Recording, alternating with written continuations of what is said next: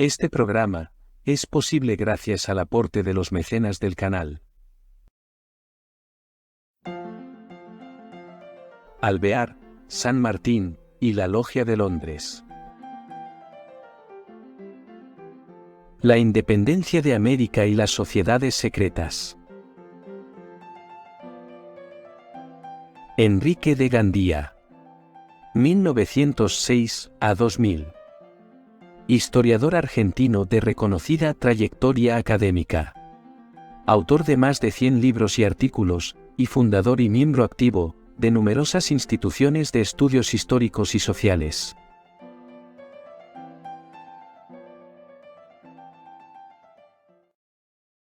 Si te gusta este video, dale like y suscríbete al canal para que puedas seguir creciendo. Alvear, San Martín y la Logia de Londres. Eppur si muove. Y, sin embargo, existe la constancia de que en Londres hubo una logia en la cual actuaron San Martín, Alvear, Zapiola y otros próceres de nuestra independencia. Lo recordó y lo dijo, por escrito, José Matías Zapiola a Mitre, y éste lo consignó en sus imperecederas obras históricas. Estamos como al principio. ¿Quién fundó esa logia de Londres, de la cual no se puede dudar? ¿Quiénes la integraban? ¿Qué fines tenía? ¿Cuál era, en una palabra, la política secreta de la Gran Logia de Londres? De todo esto hablaron los historiadores que hemos mencionado, y otros muchos que sería largo citar. Pero lo hicieron con sus deducciones, con sus imaginaciones o fantasía, y en historia, cuando se hace una deducción, cuando se imagina algo, por lógico que sea, el error es inexorable. Por ello se escribieron tantas inexactitudes, y se divulgaron tantos hechos falsos que mejor es no recordar. Nosotros creímos, hace años, el problema cerrado y sin solución, y hasta pensamos no volver a tocarlo. Pero nuestro hallazgo de los documentos de Mariano Castilla y Roberto P. Staples, que descubrían los motivos que hicieron venir a América a San Martín, Alvear, a Zapiola, y otros hombres, todos movidos por su ideal de libertar al Nuevo Mundo, y convertirlo en una inmensa y gloriosa nación, nos puso sobre una pista inesperada, que nos ha llevado a estos análisis y a unas conclusiones un tanto revolucionarias, que cambian viejas tradiciones y conceptos que se creía inconmovibles. No queremos referirnos a los ataques que recibimos por imprimir estos documentos, ni a quienes los reprodujeron sin decir que fuimos sus descubridores. Estas pequeñeces no interesan. Lo fundamental es que esos papeles, en apariencia increíbles y tan combatidos por los críticos con los argumentos más sofísticos, nos hicieron saber que la política napoleónica, que favoreció el viaje de San Martín y sus compañeros al Río de la Plata, era una política masónica, y que, por tanto, había que buscar en esta vía una luz que dijera lo que nadie había dicho. Y la luz la trajo, casi sin advertirlo, pues no llegó a apreciar la trascendencia de su descubrimiento, otro amigo siempre recordado y admirado. El almirante español José Guillén y Tato. Encontró en el archivo de Bazán, de la Marina Española, unos documentos que los investigadores americanos no podían leer en el Archivo de Indias, de Sevilla, donde, por lo general, llevan a cabo sus búsquedas. Estos documentos, Guillén no los publicó en España. Pensó que podían interesar en América, y los envió a la revista de la Academia Chilena de la Historia. Academia Chilena de la Historia, Boletín. Santiago de Chile, semestre de 1960. Año 27, número 63. Nadie sospechó su importancia, ni los comentó. Fuimos los primeros en hacerlo en publicaciones periodísticas, y luego en nuestro libro sobre Mariano Moreno, su pensamiento político, publicado en 1968. Editorial Pleamar. Buenos Aires, páginas 111 a 118. Los especialistas en estos estudios, sorprendidos de que se derribasen sus viejas suposiciones, optaron por el silencio. Los documentos, en efecto, cambian todo lo conocido. Miranda no aparece para nada. No hay ninguna logia en Londres hasta que no la fundan Alvear, San Martín y otros compañeros. No es la logia de Londres la que da vida a la de Cádiz, como decía la leyenda, sino la de Cádiz la que origina la de Londres. Ahora sabemos los verdaderos nombres de la logia de Cádiz, logia número 3, y de la logia de Londres, logia número 7. Vamos a los hechos.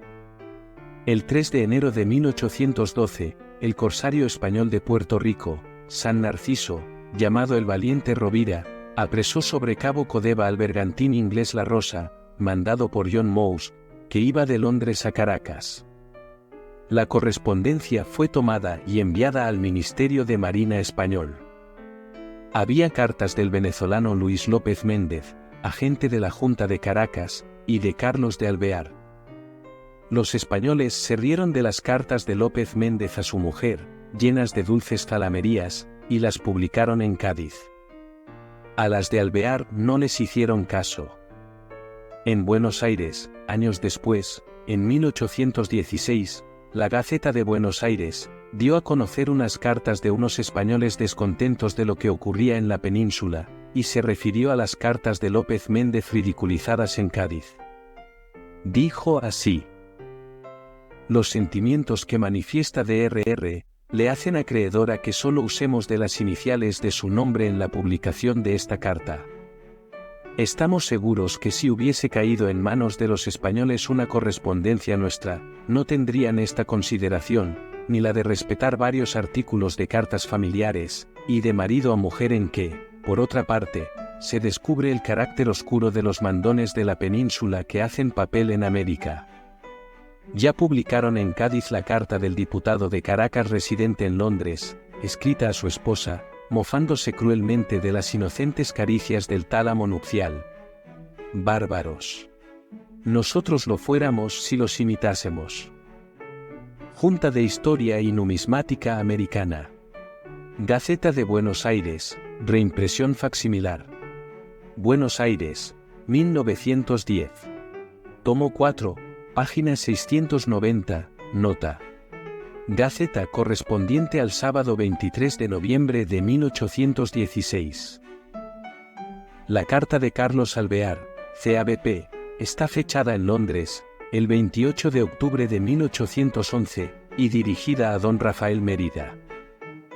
Mi estimadísimo hermano, le dice. Al fin he salido del poder de los tiranos, y me hallo aquí acompañado de los hermanos que en el oficio indico. Pienso salir el mes que entra con los hermanos arriba expresados para Buenos Aires, y desde allí comunicaré a usted lo que ocurra. España está dando ya las últimas boqueadas. Aquí he establecido una logia para servir de comunicación con Cádiz, Filadelfia y esta, como también para que encuentren abrigo los hermanos que escapan de Cádiz. Nuestro Román de la Luz ha salido del castillo, y tiene la ciudad por cárcel, y lo estoy esperando de un momento a otro. Murgiondo y Balbín debían salir pronto. Nada se enmendó enteramente, y es uno de los hermanos más celosos y activos. Armenteros ha estado muy tibio, al parecer, por temor del gobierno. Por la relación verá usted lo ocurrido con Larrea y López Conde. Si usted no puede desde esa comunicarme lo que ocurra directamente a Buenos Aires, puede hacerlo por la vía de Londres, remitiéndoselo al hermano López Méndez, diputado de esa capital, que creo probablemente quedará de presidente de esta sociedad. Dará usted 1000 expresiones de mi parte, y de la de Zapiola, a los hermanos Caicedo y Toledo. No pillar a este le ha salido muy sensible al déspota gobierno español. El hermano Roche ha tenido la desgracia de perder su bergantín cerca de San Lucas. Sabe usted cuánto lo estimo, y así será excusado decirle vea en que puede serle útil su afectísimo hermano, que es M.B. Carlos Alvear. Esta carta de Alvear, confiada al sobrecargo del bergantín La Rosa, Juan Brown, y caída en poder de los españoles, fue dirigida a Rafael Mérida que, por el contexto de la misma, se advierte que residía en Caracas. En ella aparecen los nombres de muchos masones, argentinos y venezolanos, y una frase que tiene gran importancia. Aquí he establecido una logia. Ella demuestra que la logia que Zapiola dijo que existía en Londres, fue establecida por Carlos de Alvear. Junto a esta carta, iban unas listas que no han sido halladas o publicadas. Una, de los hermanos recibidos en la logia número 3 después de la partida del hermano Mérida. Otra, lista de los americanos que, por constitución, no pueden ser admitidos en ninguna sociedad de caballeros racionales, a causa de haber rehusado entrar en la número 3 por temor de los déspotas españoles. Y otra, lista de los hermanos admitidos en la Sociedad de Caballeros Racionales número 7. Eran los siguientes: Manuel Moreno, natural de Buenos Aires. Luis López Méndez, ídem de Caracas. Andrés Bello, ídem de ídem, y el Marqués del Apartado, ídem de ídem. Estas listas demuestran la severidad que existía en la masonería de Cádiz, revelan los nombres de otros masones, nos hacen saber cómo Manuel Moreno y otros entraron en la logia de Alvear, y no en ninguna fabulosa de Miranda, y nos dan el nombre de la logia número 7, de Londres, fundada por Alvear, y también de otras logias. Sociedad de Caballeros Racionales. Esta carta de Alvear fue conocida por nuestro inolvidable Pedro Torres Lanzas, jefe del Archivo de Indias, que tan amable fue con nosotros cuando, muy jóvenes, empezamos a buscar papeles en Sevilla, y la mencionó en su utilísimo catálogo de documentos referentes a la independencia de América. Pedro Torres Lanzas. Independencia de América. Fuentes para su estudio. Catálogo de documentos conservados en el Archivo General de Indias de Sevilla. Primera serie.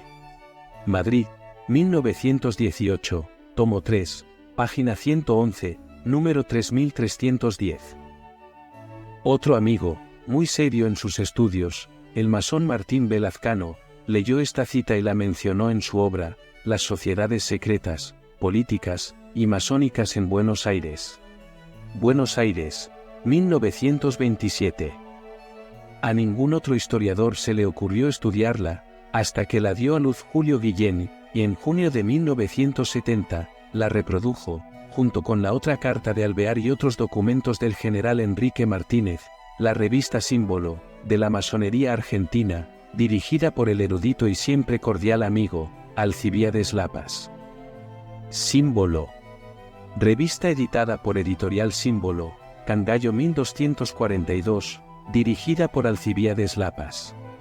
Buenos Aires, junio de 1970. Año 24, números 71 a 72. San Martín, el hombre de las logias, páginas 186 a 192. La segunda carta de Alvear está encabezada con el nombre de L número 7, es decir, logia número 7. Era el nombre de la de Londres. Y tenía este lema: unión, firmeza y valor. Carlos Alvear, CABS, la dirige al venerable presidente de la L número 4, que sin duda debe ser la de Caracas. Está fechada el mismo día de la carta dirigida a Rafael Mérida. Le dice: Estimadísimo hermano, en cumplimiento de nuestra obligación, paso a dar cuenta de lo ocurrido en la L número 3 después de vuestra partida. Inmediatamente que salisteis vos y los demás dignos hermanos que os acompañaban, estuvo a punto de cerrar sus trabajos la L número 3, por las voces que sabéis se empezaron a divulgar por Cádiz. Para tratar lo que se debía hacer, junté a los hermanos del 5º grado, y después de haber adoptado todo lo que la prudencia nos dictó, resolvimos seguir en nuestros trabajos a toda costa y riesgo. La providencia, que ciega a los tiranos, nos favoreció esta vez, pues nuestros trabajos continuaron con el mejor éxito y felicidad, a pesar de las acechanzas del gobierno. Después de vuestra partida, se aumentó la sociedad con los hermanos que reza la lista adjunta, de los cuales uno ha ido ya a México, y 6 deben salir pronto para diferentes puntos de América, a tomar parte activa en la justa causa que defendemos. El otro anexo Es la lista de los americanos que, habiéndoseles propuesto entrasen en la sociedad, se excusaron por temor al gobierno español. Os la remito para que la comuniquéis a las logias que estén en el distrito de esa, pues, para nuestra Constitución, quedan excluidos para siempre. Al mismo tiempo, incluyó una relación de algunos incidentes ocurridos por faltas de algunos hermanos, y va con el número 3. Habiendo llegado a esta ciudad con los hermanos Tapiola, San Martín, Mier, Villa Urrutia, y Chilabert, hemos fundado por orden de la L número 3, con el número 7, y hemos recibido a los hermanos Manuel Moreno, natural de Buenos Aires. Luis López Méndez, ídem de Caracas. Andrés Bello, ídem de Idem. Marqués del Apartado, ídem de Idem. Queda de presidente de la L número 3, el hermano Ramón Eduardo Anchorís. Todo lo cual os lo comunico, a fin de que hagáis presente a esa muy respetable L, encargándonos nos deis cuenta a sí mismo, de todo lo que os haya ocurrido en Filadelfia y en esa capital. Esta carta confirma lo que Alvear dijo en la anterior. Fue el fundador de la Logia de Londres, número 7, con los hermanos Tapiola, San Martín, Mier, Villa Urrutia, y Chilabert. Estos fueron los fundadores. Después recibieron a Manuel Moreno, a López Méndez, a Andrés Bello, y al Marqués del Apartado. Los fundadores eran masones de la Logia número 3, de Cádiz, e hicieron la fundación de la Logia de Londres, número 7, por orden de la de Cádiz, número 3. La Logia de Cádiz quedaba presidida por el hermano Ramón Eduardo Anchorís. José Ignacio Llani, presbítero. Algo sobre Entre Ríos y su primer diputado Dr. Ramón Eduardo Anchorís, con motivo del centenario de la incorporación de este a la Asamblea Nacional Constituyente, el día 22 de abril de 1813. Exigua colaboración al estudio de la historia patria. Buenos Aires, 1913. Es uno de los pocos y más completos trabajos publicados sobre Anchorís.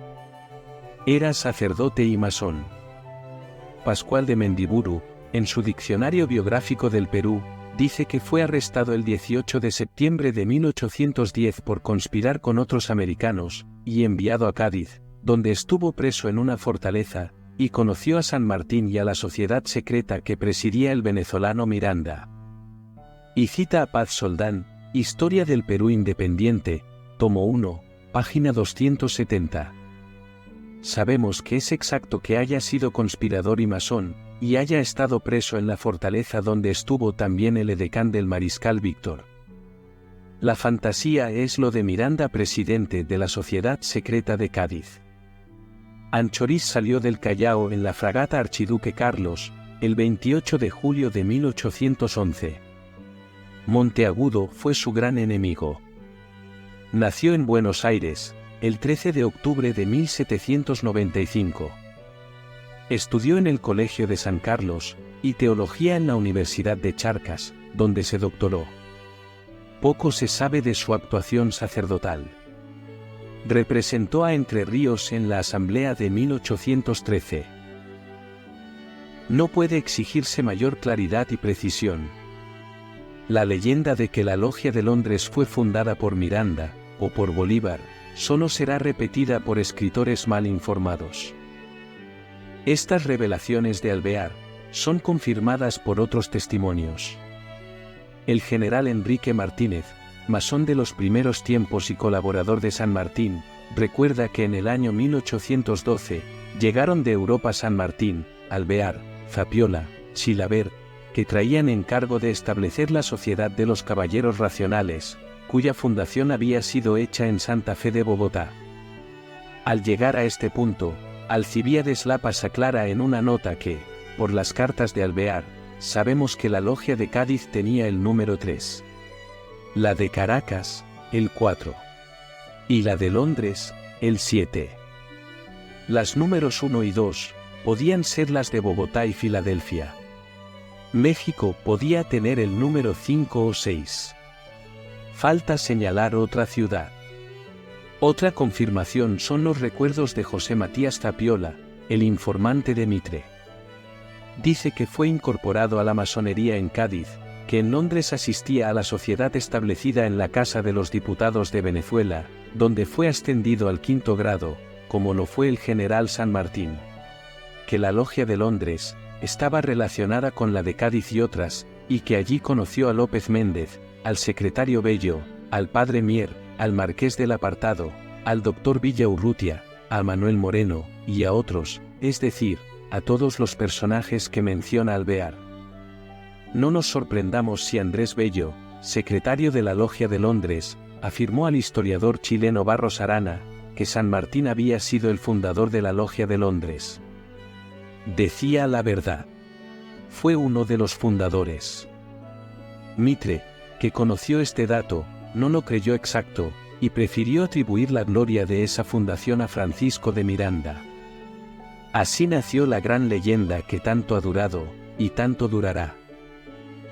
Hemos podido indicar un año en que pudo ser fundada la Logia de Cádiz, número 3.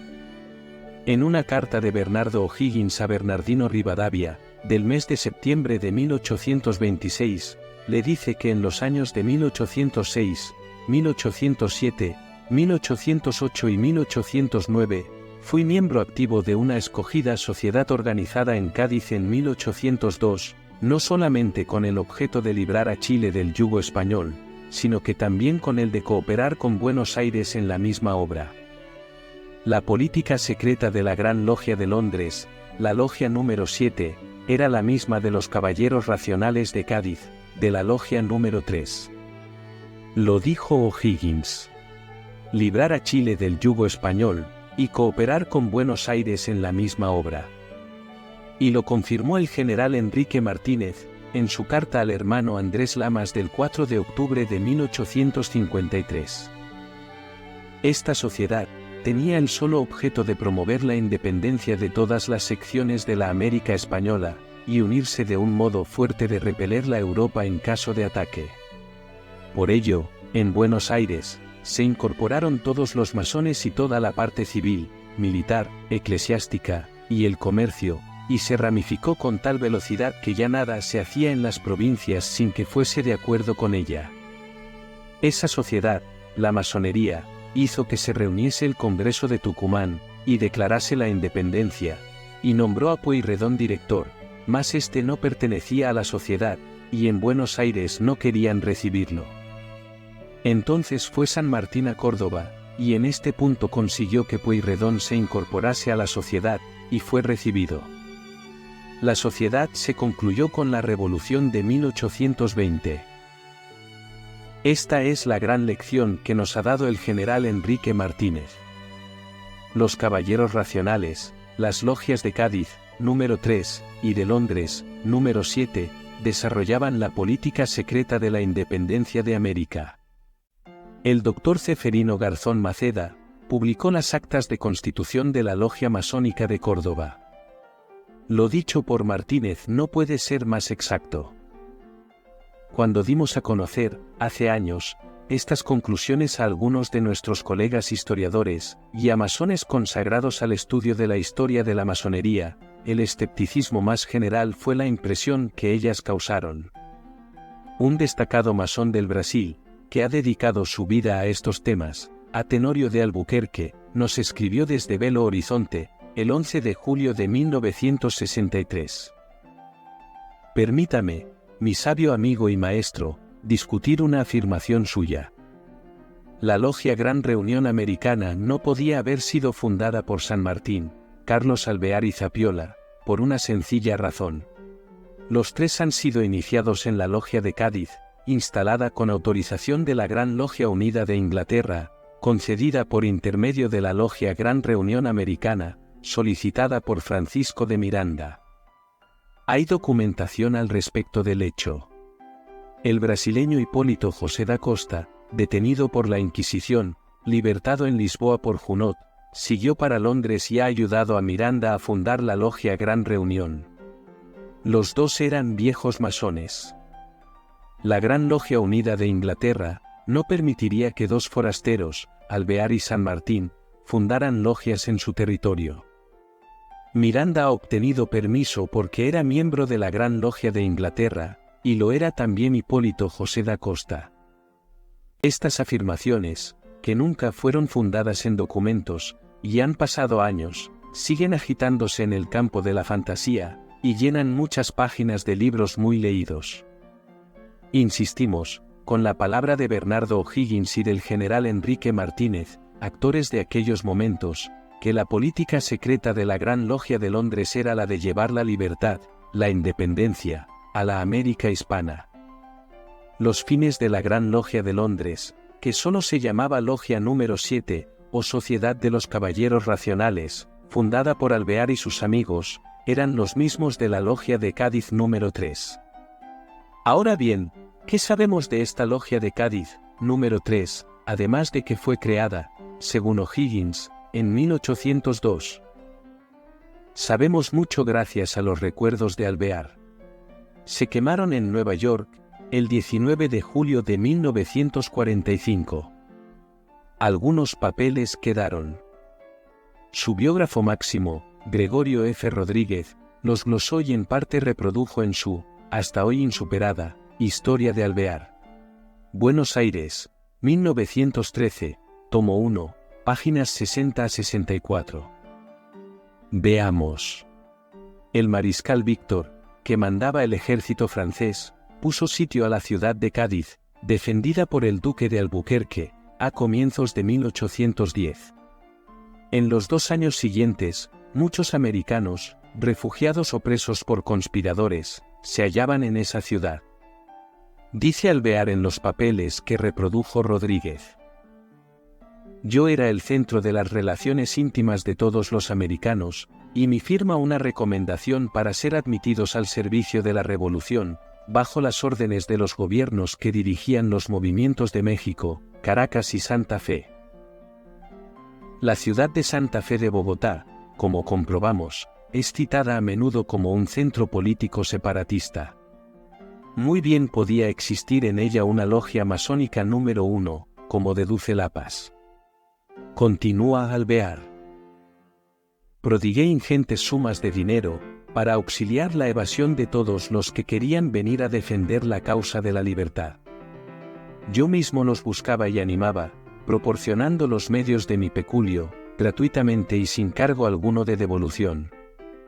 A fuerza de dinero, conseguí la fuga del teniente coronel francés Rosels, que se hallaba prisionero en el castillo de Santa Catalina, con solo el designio de que entregase al general francés, que sitiaba a Cádiz, mis cartas, en las que suplicaba que interpusiese su mediación, para que fuesen puestos en libertad los oficiales americanos que habían sido prisioneros en los ejércitos de España, para que así pudieran pasar a América, y sostener la independencia contra las pretensiones injustas del gobierno peninsular.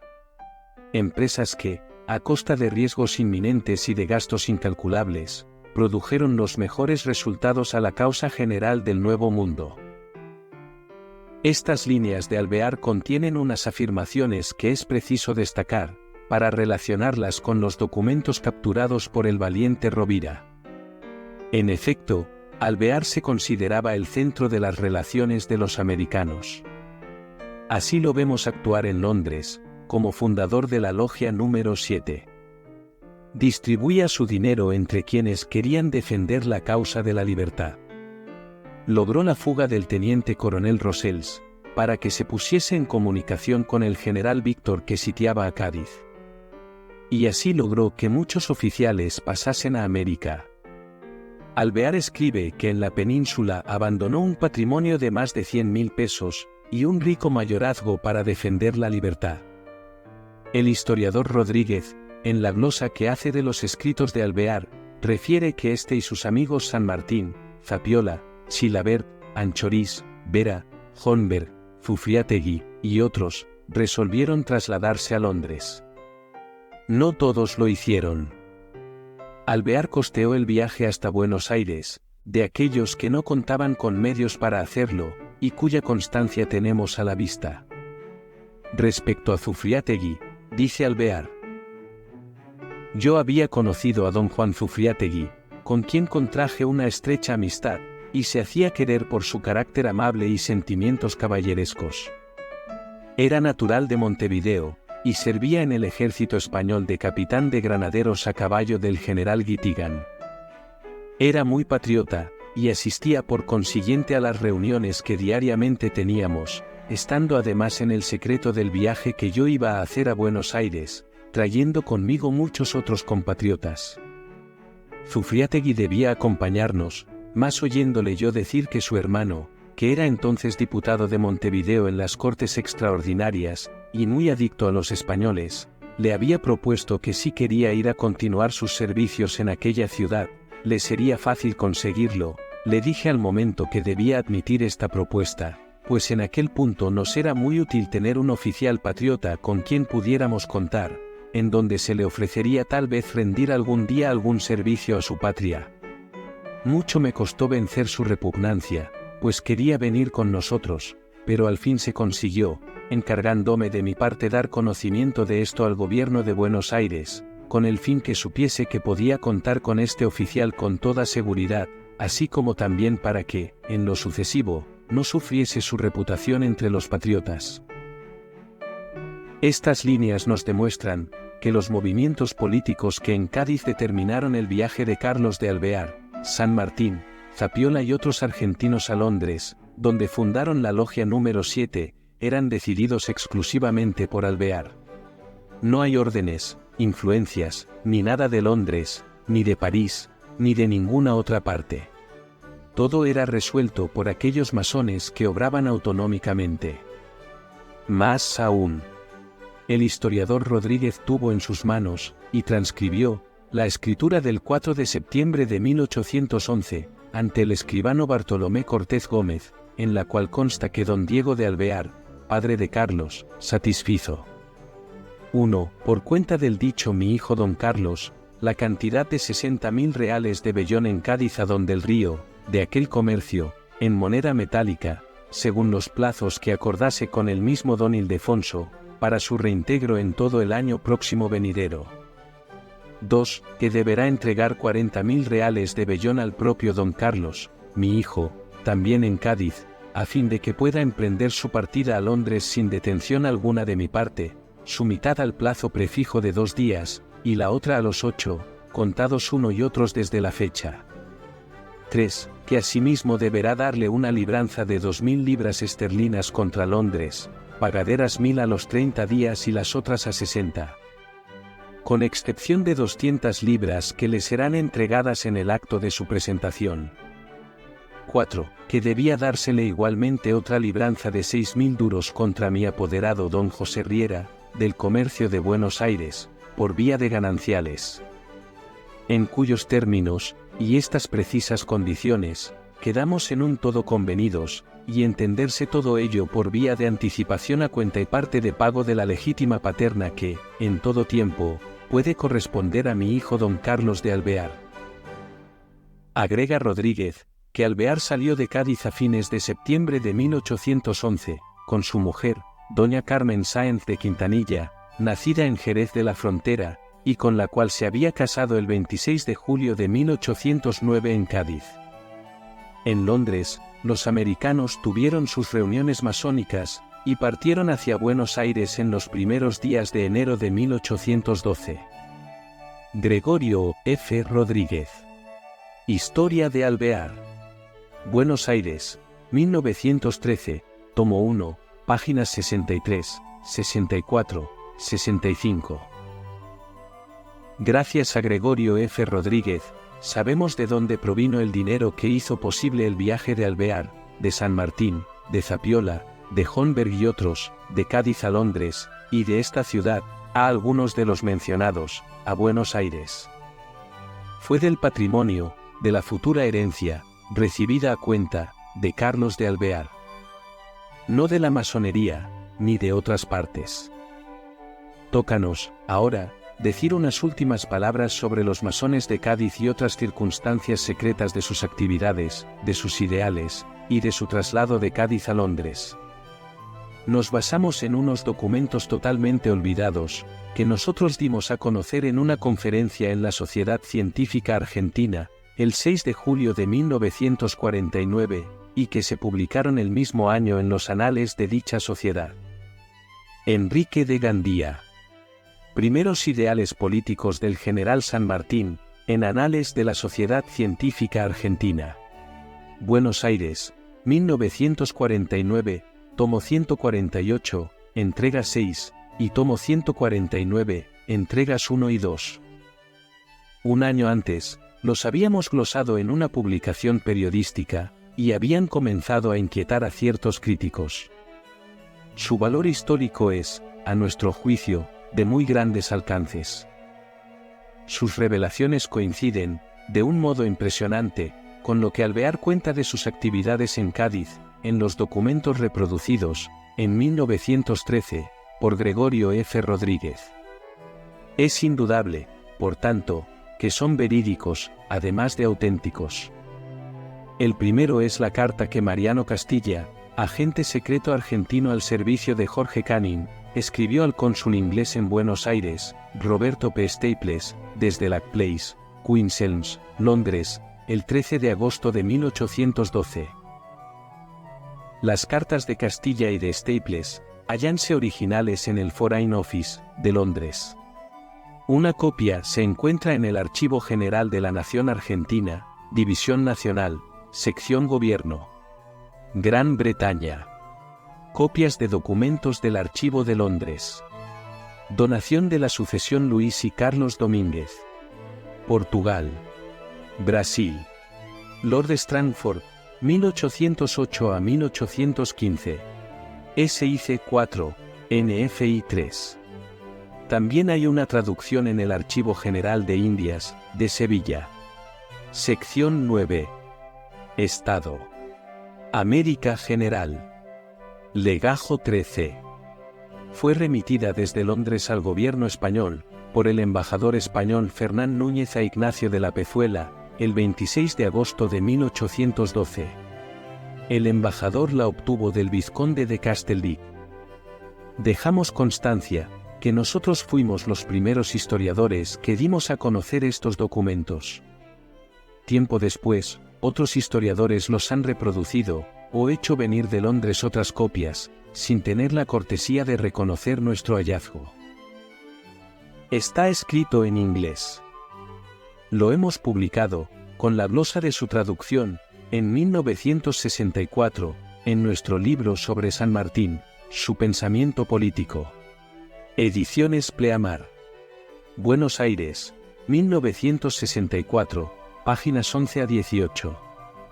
Castilla dice a Staples que, en el brigadier George Canning, que había partido de Londres y llegado al Río de la Plata en el mes de febrero, había a su bordo 15 o 20 pasajeros, los cuales, no bien llegados, encontraron los medios de acomodarse con éxito en el ejército. No dudaba que habría observado el cambio de sistema político, que había tenido lugar en el gobierno de Buenos Aires, inmediatamente después de su llegada. Y, a continuación, agrega unas palabras que vamos a transcribir en columna, para compararlas con la columna de las palabras de Alvear. Mariano Castilla. Estoy informado, por personas interesadas y que están ahora en Londres, que esos pasajeros fueron enviados y munidos con dinero por el gobierno francés. La negociación fue abierta por el ayuda de campo del mariscal Víctor, algún tiempo prisionero en Cádiz, pero que fue liberado y enviado a Francia, por la secreta instigación de los antes mencionados señores. Carlos de Alvear. Yo era el centro de las relaciones íntimas de todos los americanos. Prodigué ingentes sumas de dinero, para auxiliar la evasión de todos los que querían venir a defender la causa de la libertad. A fuerza de dinero, conseguí la fuga del teniente coronel francés Rosels, que se hallaba prisionero en el castillo de Santa Catalina, con solo el designio de que se entregase al general francés que sitiaba a Cádiz, el mariscal Víctor, y mis cartas.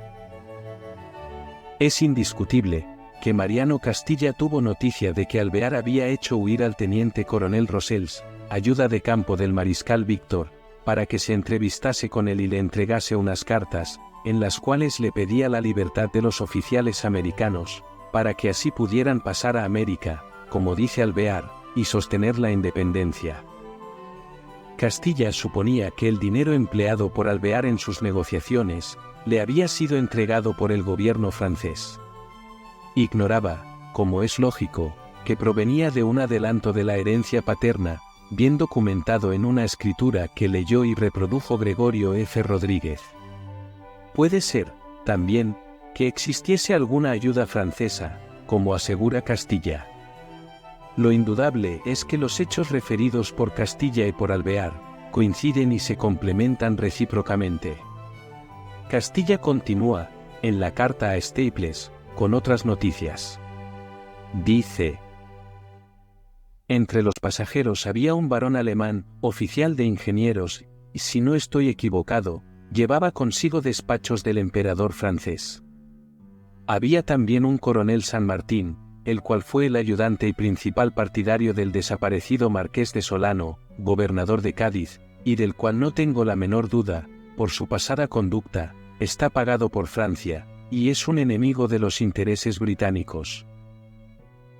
Agregaba que la elección de Pueyrredón lo confirmaba en su opinión de que el partido francés tenía una gran influencia en Buenos Aires.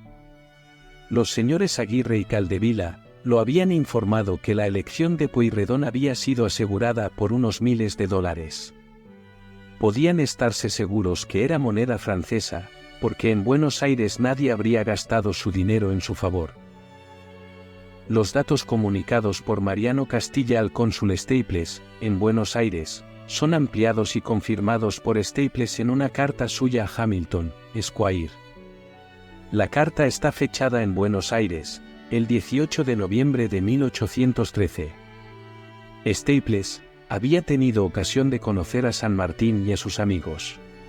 Dice: los pasajeros que vinieron aquí, en un velero llamado George Canning desde Inglaterra, tienen los nombres de San Martín, Alvear, y barón de Orenberg, y están ahora entre la gente más sobresaliente de Buenos Aires. El primero manda la caballería. Es particularmente hombre activo, y ha adquirido popularidad. El segundo manda la infantería. Y el tercero, el departamento de ingeniería. Estas tres personas, continuaba, me han sido presentadas como pertenecientes a los intereses franceses. Tienen gran influencia aquí, pero el campo no está preparado como para suponer que esa opinión pueda estar bien fundada, hasta que no llegue una fuerza francesa que remueva el temor de tropas de España. Entonces, la situación en que ellos están nos haría formidables. Analizada la historia en forma serena y documentada, comprobamos que Alvear, San Martín, y su grupo, estuvieron en comunicación con el mariscal Víctor, por medio de su ayuda de campo, el teniente coronel Rosels, hecho huir de la prisión por Alvear. Y no sabemos qué instrucciones o dineros recibieron del gobierno francés. Esto se supo, de alguna forma, en Londres y en Buenos Aires, y lo consignaron en sus cartas el agente secreto Mariano Castilla, y el cónsul inglés en Buenos Aires, Roberto P. Staples. Lo único firmemente seguro, es que la política de San Martín, Alvear y demás compañeros masones, fue la de llevar a América el ideal de la independencia. Este ideal lo vemos surgir en la logia número 3, de Cádiz, o Sociedad de Caballeros Racionales, que encomendó a Alvear, a San Martín y a sus amigos, la fundación de la logia número 7 en Londres. La logia de Cádiz había sido fundada, según O'Higgins, único dato seguro, en 1802. La de Londres fue fundada por Alvear, con la colaboración de San Martín, en 1812, no bien llegados a esa ciudad. Incorporaron a los diputados de Caracas, y tuvieron en su domicilio sus reuniones, hasta que partieron rumbo a Buenos Aires para fundar, en esta ciudad, la Logia Lautaro, tan conocida y tan discutida. Esta es la verdad de la historia, revelada y documentada por nosotros. Todo cuanto se ha escrito, durante más de un siglo, acerca de Francisco de Miranda, fundador de una gran logia o reunión americana en Londres, y representante, junto con el peruano Pablo de Olavide, de los pueblos americanos por un poder que le dieron unos diputados de América, en París, en 1797, no pasa de una hermosa leyenda, forjada con los aportes imaginarios de muy ilustres historiadores, conscientes o inconscientes de su área de creación, que aún vive en la historiografía hispanoamericana, y, sin duda, perdurará mucho más que estas páginas.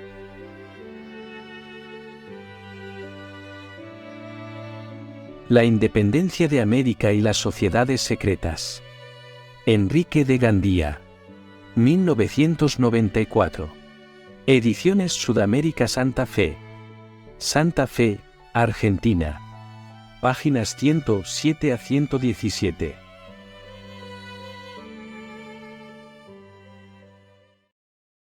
Si te gustó el video, dale like, suscríbete al canal y activa todas las notificaciones para que puedas seguir descubriendo los secretos de la masonería. Este programa fue posible gracias al aporte de los mecenas del canal, como Martín Fuchineco, a quien expresamos nuestro agradecimiento. Si quieres convertirte en mecenas, puedes hacerlo en Patreon, una plataforma muy fácil y segura de usar. Visita patreon.com/mmdiegofigueroa y selecciona el nivel que prefieras para acceder a nuestros beneficios. También puedes realizar tu aporte voluntario por medio de PayPal. O adquirir el libro El viaje iniciático masónico, muerte y resurrección, del escritor argentino Diego Figueroa. Una nueva interpretación de la masonería, que revelará el secreto iniciático que se oculta detrás de sus símbolos y rituales.